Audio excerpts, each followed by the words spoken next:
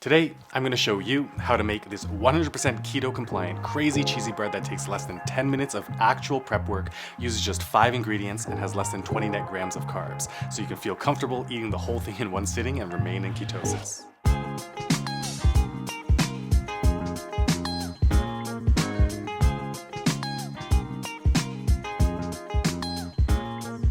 Welcome to Get It Together, and if you're new here, this channel is just me trying to figure out how to get my life together and sharing the tips and lessons I learned along the way. Now, right off the bat, my mom, she is the best cook that I know, and I don't mean that in the typical mom sense. I mean, her experience with cooking has built this kind of sixth sense to the point where when I started doing keto, she just whipped this up and having never cooked anything ketogenic before and brought it to me.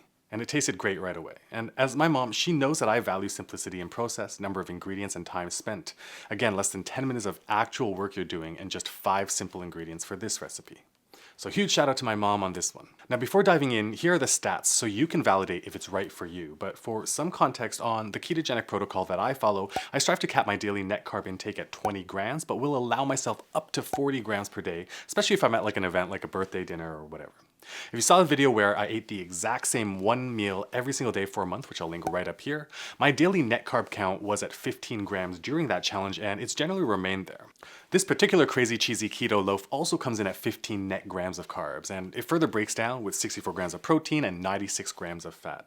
It's quite calorically dense, however, at 1200 calories for the whole loaf, but it's easily manageable if you're doing OMAD, 1 meal a day, or 2 meals a day, and tremendously easily managed if you're sharing with someone else. This is one of the reasons why I love this loaf. I mean, even if I had a typical keto meal that I have and add this entire loaf as an extra meal, I'm still at no more than 30 net grams of carbs, below the typical prescriptive cap of the net carb count for ketogenic dieters.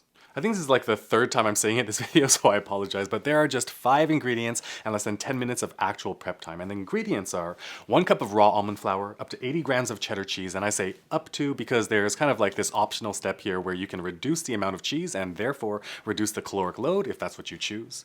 There's less than a teaspoon of baking powder, 1 tablespoon of full-fat 35% cream, and 1 large egg. And oh, right. I mean, if you want to count it, there's a little bit of butter just to oil the pan itself. But we begin by dumping 1 cup of this raw almond flour into our mixing bowl, which accounts for 8 grams of net carbs.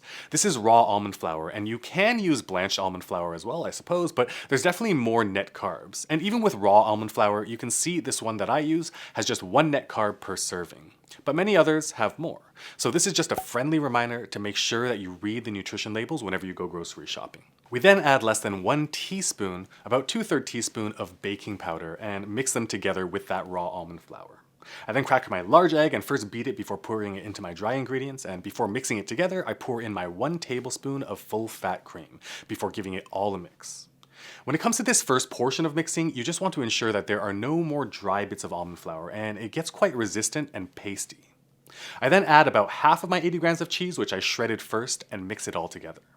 Taking your time, I'd say about 30-45 seconds of actual mixing and folding everything together. Mix, mix, mix, and then scrape to the bottom to fold up any potential remaining dry bits of almond flour to the top and mix again. At this point, the resistance will be very high and that pasty texture further solidifies to almost like a partially dry cement consistency. Now for optional chunks of cheese, and I add these so I get a little surprise when I eat later, but again, this is totally optional, and these chunks are the first thing to remove if you want to reduce calorically or macro adjust. Essentially, this exact loaf I'm making has 80 grams of cheese. About 40 grams are the shredded bits, 30 grams are in these chunks, and the last 10 I sprinkle on top at the very end before baking. But once everything's mixed together and quite stiff, I grab a teaspoon of room temperature butter and brush the inside of the mini loaf pan. If you don't have a brush, you can just use paper towel or non-stick spray, whatever. Now for the quote-unquote hardest part, which is to get all the contents into the mini loaf pan properly without pressing too hard.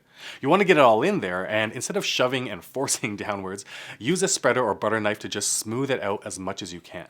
This is a bit nuanced. I mean, of course there's a bit of pressure, but you don't want to squeeze. Oh, and by the way, this mini loaf pan is made for the Instant Pot. I don't own an Instant Pot personally, but these are the perfect size for this recipe, and if you're interested to research them for yourself, I've linked them in the description below. Once everything's in the mini loaf pan, I take my last 10 grams of shredded cheese and sprinkle it right on top of the loaf before heading to my trusty countertop toaster oven and preheating it to 360 degrees Fahrenheit and setting the timer for 30 minutes while the mixture settles in the loaf pan. Once the preheating is done, pop our cheesy bread in and we're off to the races. Now, the next part is completely optional but totally worth it to me, and that is instant garlic butter.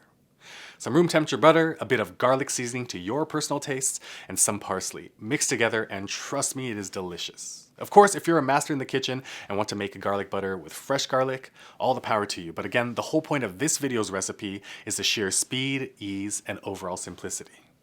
Once the baking is done, do not remove it just yet. Let it sit in there for at least 10 more minutes before taking it out of the oven.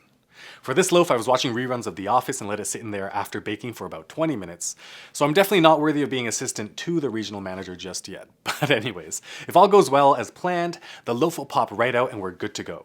And I love this loaf because it's just got such a satisfying soft texture, while the crusted cheese up top offers some great structural integrity, not to mention cheesiness. And combined with the garlic butter, oh my. A few notes on ingredients. I mentioned it before, but I highly recommend grabbing raw almond flour that has as few net carbs as possible. When it comes to cheese, I put in more work by grating and cutting this grass-fed cheddar myself, but you could easily just use pre-shredded packaged cheese to prep even faster. And just a quick repeat, if this is too dense calorically for you, you can easily reduce the necessary amount of cheese needed by half. By the way, if you've been with me for a minute, you know that I generally shy away from making cooking videos, simply because there are so many great cooking channels out there already. But this specific recipe I want to share because of how quick it is, how few ingredients there are, juxtaposed against how delicious I really feel that it is. If you like this video, by the way, I think you'll really like this one where I kind of figure out how to have a cheat day without actually cheating right up here. Or check out this video right down here. And if you're catching value, please do hit like and subscribe because it really helps me out. I love hearing about all of your own journeys of getting it together in the comments. And as usual, I'll catch you guys in the next one.